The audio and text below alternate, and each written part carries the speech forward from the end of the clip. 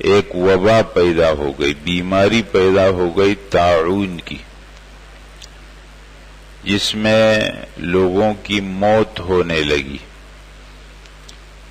تو اس علاقے بستی کے سارے لوگ ہزاروں کی تعداد میں اس بستی سے نکل گئے کہ ہم ایسی جگہ جائیں گے جہاں پر یہ وبا نہ ہو اور ہم موت سے بچ جائیں۔ جب اس بستی سے نکلے اللہ کا حکم ہو گیا۔ حکم تو اللہ کا چلتا ہے اس دنیا میں، اس دنیا کا اصل خالق و مالک اور بادشاہ تو اللہ ہے۔ اللہ کا حکم ہوا اور وہ ہزاروں کی تعداد میں سب مر گئے، اور اس جگہ میں مرے، اور ان کی ہوتے ہوتے ہوتے ان کے جسم بھی وہ ہو گئے، ختم ہو گئے، مٹی میں مل گئے۔ عرصے کے بعد وہاں سے ایک پیغمبر گزرے، انہوں نے اللہ سے دعا کی، اللہ تعالیٰ نے ان لوگوں کو دوبارہ زندہ کر دیا۔ تو موت بھی اللہ کے ہاتھ میں، زندگی بھی اللہ کے ہاتھ۔ اگر کسی کی عقل میں یہ سوال پیدا ہو کہ اتنے لوگ ایک دفعہ کیسے مرے اور اتنے لوگ ایک دفعہ میں زندہ کیسے ہو گئے، اور اس موت اور زندگی کے بیچ میں اتنا لمبا عرصہ بھی گزرا، تو یہ کیسے ہوا؟ جواب یہ ہے کہ یہ اللہ نے کیا ہے، اور اللہ کے لیے ایک کا پیدا کرنا اور سب کا پیدا کرنا برابر۔ ما خلقکم ولا بعثکم الا کنفس واحدہ، تم سب کا پیدا کرنا پہلی بار اور پیدا کرنا دوسری بار اللہ کے لیے ایسا جیسے ایک آدمی کو پیدا کر۔ اَأَنْتُمْ أَشَدُّ خَلْقًا أَمِ السَّمَاءُ، تمہارا پیدا کرنا زیادہ مشکل یا آسمان کا؟ اتنا بڑا آسمان، اور دیکھو ستون کوئی نہیں، تمہاری تو چھوٹی سی چھت ہوتی ہے، دیکھو اتنی سی چھوٹی چھت، اور یہ پلر کو دیکھو، اور یہ نیچے وہ بیم کو دیکھو، بغیر پلر کے تم بنا دو اپنی چھت، نیچے آ جائے گی۔ اور یہ آسمان جہاں دیکھو بغیر ستون تم دیکھتے ہو، اللہ نے کہا جو اللہ ایسا آسمان بنا سکتا ہے تو 6 فٹ کا ایک انسان اس کے لیے پیدا کرنا کیا مشکل۔ تو لہذا یہ تو سوال ہی فالتو ہے نا، کہ جو آدمی یہ کہے کہ کیسے ہو گیا، وہ لو ہو گیا، جیسے اللہ نے پہلی بار ویسے دوبارہ کر دیا۔ اب جو مسئلہ میں بیان کر رہا تھا آپ کے سامنے، اصل کہ جس علاقے کے اندر وبا پھیل جائے، اس علاقے کے لوگوں کو وہاں سے نکلنا اور باہر کے علاقے کو اس علاقے کے اندر آنا حدیث میں اس سے منع ہے۔ وبا جدھر پھیل گئی اس علاقے کے لوگ وہاں سے باہر نہ جائیں اور باہر کے لوگ وہاں جائیں۔ حضرت عمر رضی اللہ تعالیٰ عنہ کے دور میں ایک دفعہ شام کا ایک علاقہ ہے جس کا نام عمواس ہے۔ عمواس میں ایک مشہور طاعون کی بیماری پیدا ہو گئی اور بڑے بڑے صحابہ اس میں انتقال کر گئے۔ حضرت عمر رضی اللہ تعالیٰ عنہ شام کی طرف جا رہے تھے، ادھر مسلمانوں کے امیر تھے حضرت ابو عبیدہ ابن الجراح، وہ آئے ملاقات کی، راستے میں ملاقات ہوئی۔ انہوں نے بتایا کہ وہاں تو بہت وبا پھیلی ہوئی ہے، حالات ٹھیک نہیں ہیں، تو آپ نہ جائیں تو ٹھیک۔ حضرت عمر رضی اللہ تعالیٰ اس تردد میں پڑ گیا کہ ابھی جاؤں یا نہ جاؤں، اگر میں نہیں جاتا ہوں تو اس کا مطلب میں موت سے ڈر گیا، تو موت تو اللہ کے حکم سے۔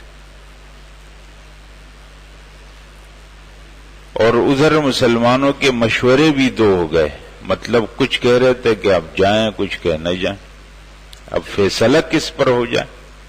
اتنے میں حضرت عبد الرحمن ابن عوف آ گئے، اور انہوں نے فرمایا کہ میں نے رسول اللہ صلی اللہ علیہ وسلم سے سنا ہے، آپ نے یہ فرمایا کہ جس جگہ کے اندر وبا ہو جائے وہاں جاؤ مت، اور وہاں کے لوگ باہر نہ جائیں۔ تو حضرت عمر رضی اللہ تعالیٰ واپس ہو۔ کسی نے یہ سوال کیا کہ آپ اللہ کی تقدیر سے بھاگتے ہیں، تفر من قدر اللہ، آپ اللہ کی تقدیر سے بھاگ رہے ہیں، جو طے ہے وہ تو طے ہے۔ فرمایا افر من قدر اللہ الی قدر اللہ، میں اللہ کی تقدیر سے اللہ کی تقدیر کی طرف جا رہا ہوں۔ سمجھ آئے؟ اب مسئلہ یہ کہ جس علاقے کے اندر وبا پھیل جائے تو وہاں کے لوگ اس وجہ سے وہاں سے نہ نکلے کہ یہاں پر موت ہے اور یہاں سے ہم نکلیں گے تو وہاں موت نہیں ہے، اس طرح سوچ کر مسلمان وہاں سے نہ جائے۔ ہاں، کسی آدمی کی اس علاقے سے باہر کوئی مجبوری ضرورت ہو گئی، جانا پڑ گیا اپنی ضرورت کی وجہ سے، وہ الگ بات ہے۔ باہر کے لوگ اس علاقے میں نہ جائیں، اپنے آپ کو اور اپنے ایمان کو امتحان میں نہ ڈالیں۔ حکم پہنچے گا اللہ کا اور کہیں گے نا میں اس علاقے میں گیا تو مجھے ایسا ہوگی، تو کیا ضرورت ہے اپنے آپ کو شک میں ڈالنے کی؟ تو مت جاؤ۔ یہ بات سمجھ میں کہ حضرت یہ مسئلہ ہے، لیکن عقیدہ اپنا ٹھیک رکھنا چاہیے۔ عقیدہ کیا ہے کہ بیماری لگتی ہے اللہ کے حکم سے، ایک آدمی سے دوسرے کو بیماری نہیں لگتی، ہمارا عقیدہ یہ نہیں۔ احتیاط الگ چیز ہے، بیماری اللہ کے حکم سے لگتی، یہ ہمارا ایمان ہے، یہ ہمارا عقیدہ ہے۔ صحابہ سے رسول اللہ صلی اللہ علیہ وسلم سے سوال ہوا، اللہ کے رسول ایک خارش والا اونٹ ہوتا ہے اور اونٹ اس کے ساتھ ملتے ہیں، ان کو بھی خارش لگ جاتی ہے، تو ایک سے تو دوسرے کو بیماری لگی؟ آپ علیہ السلام نے فرمایا کہ یہ دو اور تیسرے کو تو بیماری پہلے سے لگی تمہارے کہنے کے مطابق، تو اس پہلے والے کو کہاں سے لگی؟ اس پہلے والے تو اللہ کے حکم سے لگی ہے نا، تو یہ پہلے والے کو اللہ کے حکم سے لگی تو دوسرے اور تیسرے کو بھی اللہ کے حکم سے لگی۔ تدبیر الگ چیز ہے، ایمان اور عقیدہ الگ چیز ہے۔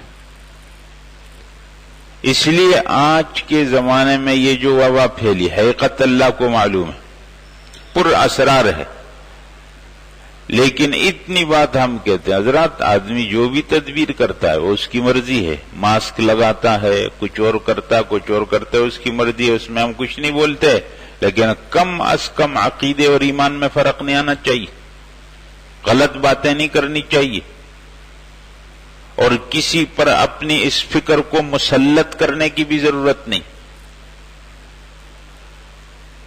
مرضی ہے احتیاط کرو، لیکن یہ ایسا ہو جائے گا، ایسا ہو جائے گا، یوں نہیں کرنا چاہیے، نہیں کرنا، کوئی کرتا ہے تو کرے، نہیں کرتا وہ ٹھیک ہے۔ اور تو کہو کہ نا یہ تو اس لیے ہو گیا کہ وہ ہو گیا، یہ تو اس لیے ہو گیا کہ اللہ ہو گیا، اللہ کے بیچ میں تذکرہ ہی نہیں۔